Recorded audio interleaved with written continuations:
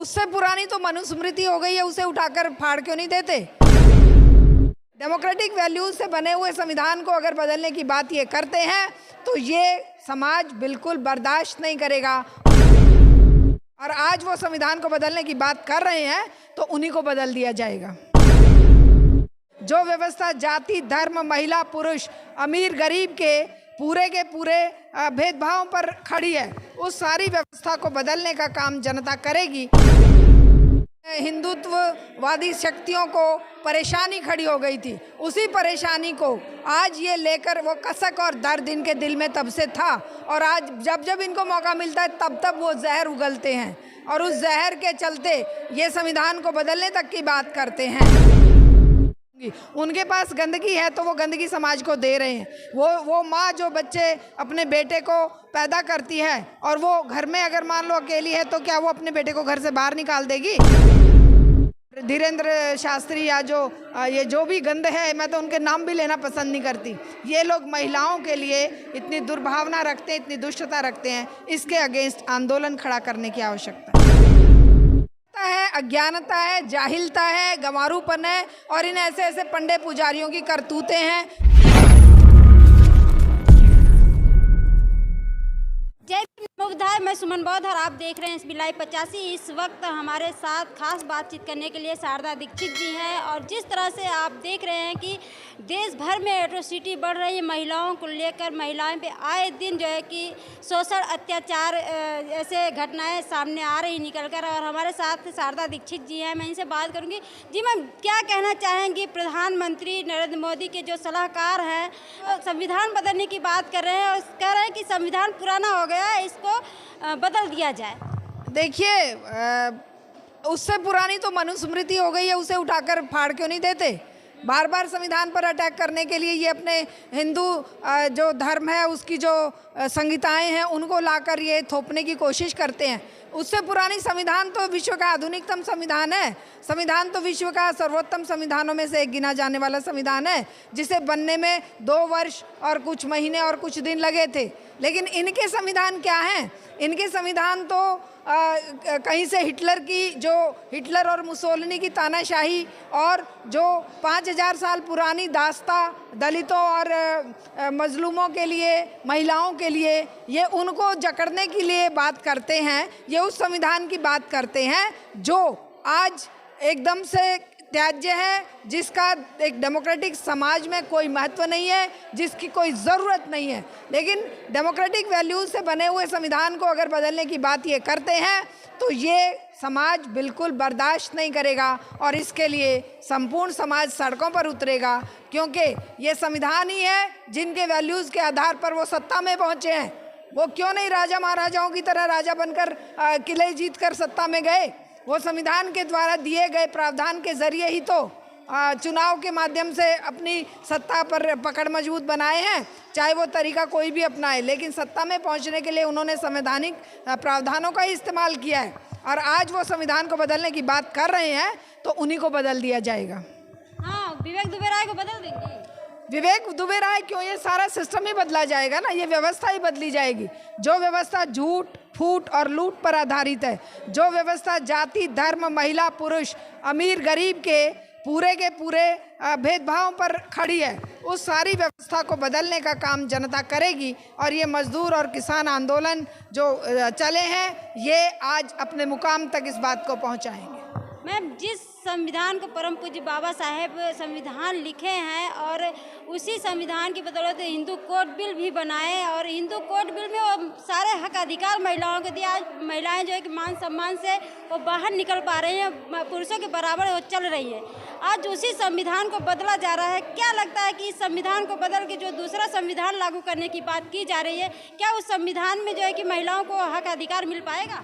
इनको परेशानी तो यही है ना, हिंदू कोड बिल जब पास किया जा रहा था तो बाबा साहेब पर अटैक हुए और पूरे के पूरे इन हिंदुत्ववादी शक्तियों को परेशानी खड़ी हो गई थी। उसी परेशानी को आज ये लेकर वो कसक और दर्द इनके दिल में तब से था, और आज जब जब इनको मौका मिलता है तब तब वो जहर उगलते हैं और उस जहर के चलते ये संविधान को बदलने तक की बात करते हैं। लेकिन ये महिलाएं, ये समाज और वो जो 90% समाज है देश का, वो जागरूक है और ये गुमराह किए हुए हैं कुछ तबके को। ये तबका भी जब जानेगा कि सच्चाई क्या है, तो हमारा काम ये है कि इस समाज को, इस देश के लोगों को, कामगर को, मजदूर को, किसान को, महिलाओं को, छात्र, युवा, नौजवानों को एकजुट कर जन आंदोलन खड़ा करना है और इनकी इन सब हरकतों पर लगाम लगा। बाबा साहब से क्या दिक्कत है जो है कि आए दिन या तो बाबा साहब की मूर्तियाँ तोड़ी जाती है, उनके जो है कि उनके ऊपर चप्पल जूते रखे जाते हैं, आखिर बाबा साहब से इतनी दिक्कत क्यों लोगों को? इनको हर उस व्यक्ति से दिक्कत है जो समानता की, भाईचारे की, प्यार प्रेम की और महिला पुरुष की एकता की, दलित और स्वर्ण की एकता की बात करेगा। इनको हर उस व्यक्ति से दिक्कत है, क्योंकि बाबा साहेब का काम महान काम था, तो ये उनसे हजम नहीं हो रहा है। उन्होंने समाज में एक समतामूलक समाज के लिए संविधान का निर्माण किया था, लेकिन संविधान को लागू करने की जिम्मेदारी जिन लोगों की थी, उन लोगों ने उसका दुरुपयोग करते हुए आज तक समानता को स्थापित नहीं होने दिया है। और आज ज़रूरत आन पड़ी है कि इनको, इस व्यवस्था को जो असमानता पर, झूठ और फूट पर आधारित है, उसे उखाड़ फेंका जाए।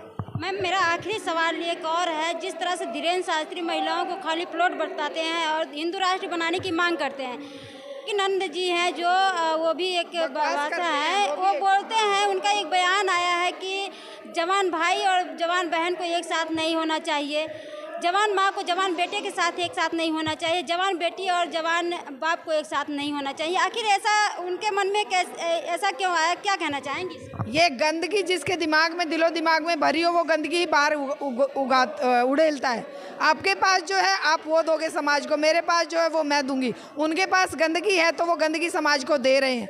वो माँ जो बच्चे अपने बेटे को पैदा करती है और वो घर में अगर मान लो अकेली है, तो क्या वो अपने बेटे को घर से बाहर निकाल देगी?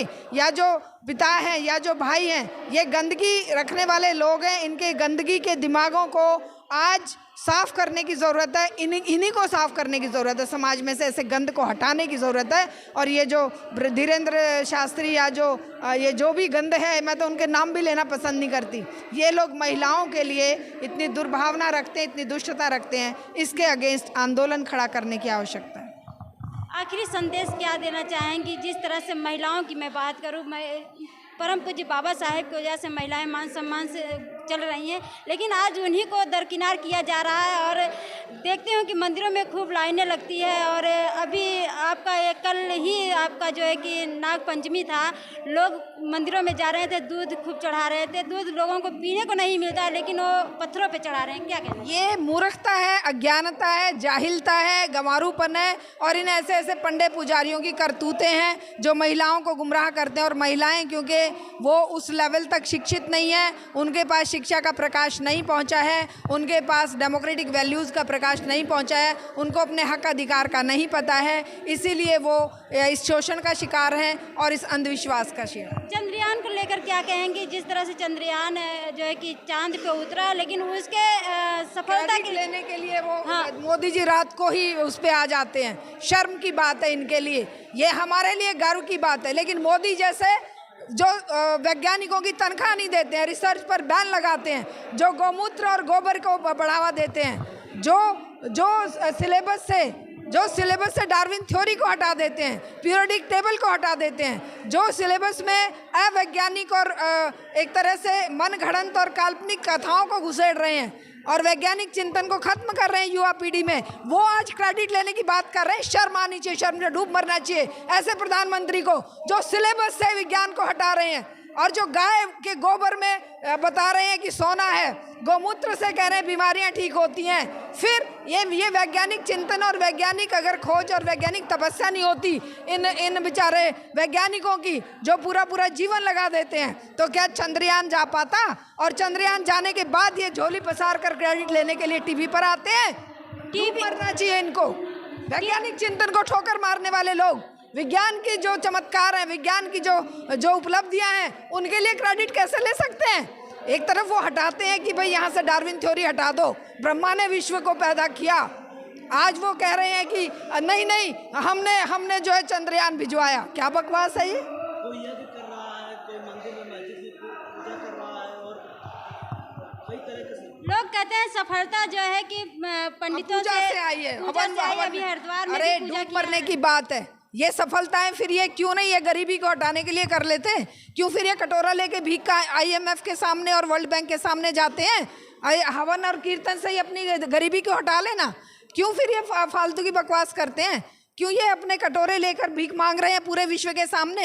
हैं, देश 107वें नंबर पर भुखमरी में पहुंच गया, उनको रोटी कौन खिलाएगा? अगर ये मंदिरों में पूजा करने से ही रोटी मिल जाती और मंदिरों में पूजा करने से ही चंद्रयान सफल हो गया, तो फिर क्या ज़रूरत है खेती करने की?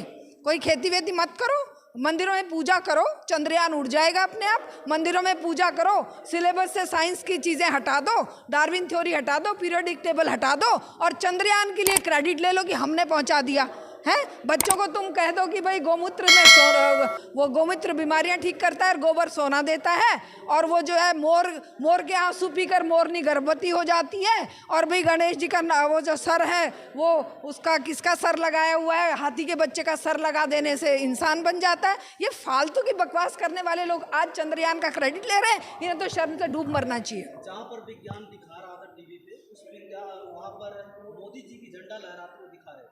ये विज्ञानियों ने कहा मुझे तो शर्म आ रही है।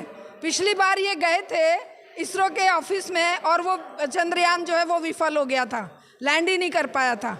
आज ये अगर दूर थे तो वो कम से कम वो एक सफलता तक पहुंचा। और ये जब झंडा लेके मीडिया में आते हैं, मीडिया वाले ही गुलाम हैं असल में। वो जो मेन स्ट्रीम मीडिया है वो इनके गुलाम है, पूंजीपतियों के जो है तलवे चाटते हैं। इसलिए मोदी को चेहरा दिखाकर देश बेचने का काम मोदी करते हैं पूंजीपतियों के लिए, और ये उनके तलवे चाटते हैं। लगता है जो यज्ञ करा रहे हैं, यज्ञ कराने से देश के जो युवा कुछ नहीं है, कुछ नहीं है, कुछ नहीं है। यज्ञ, हवन, गौमूत्र ये सब बकवास है और ये देश को बर्बाद करने की तरफ ले जाने का इनका एजेंडा है। क्योंकि ये सोचते हैं पूंजीपति देश चला लेंगे, युवा पीढ़ी को बेरोजगार छोड़ दो, अग्निपथ जैसी योजनाएं बना दो और उनके हाथ से रोटी रोजी के सारे साधन छीन लो। आखिरी संदेश क्या देना चाहेंगे महिलाओं के? संदेश देना चाहेंगे कि हर बच्चे को, हर महिला को, हर दलित को, हर स्वर्ण को किसी भी सूरत में इनके झांसे में नहीं आना है और अपनी वैज्ञानिक चिंतन, सोशल वैल्यूज़, डेमोक्रेटिक और सही तरीके से मानववादी समाज का निर्माण करना है।